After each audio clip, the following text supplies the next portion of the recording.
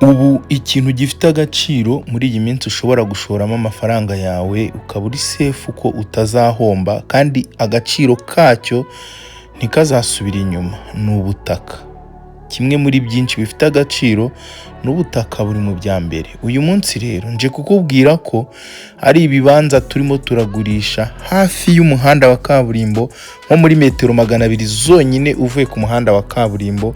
Ikibanza kigura miliyoni 4 zonyine, miliyoni 4 z'amanyarwanda.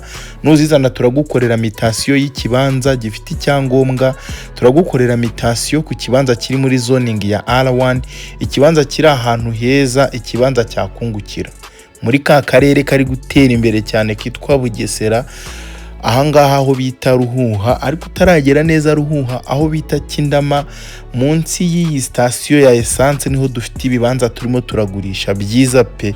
Ubihagazemo na ahantu hejuru hitegeye, ni ibibanza by'imari cyane. Nimba rero ukeneye kugura ikibanza kidahenze kiri hafi ya kaburimbo kuri miliyoni 4, nuzizana turagukorera mitasiyo y'ikibanza kiri ahantu heza. Aha ni ahantu ushora uyu munsi, ejo nawe ukazahakura inyungu ikomeye kubera yuko ni hafi y'umuhanda wa kaburimbo. Tuvugishe tuhakugeze.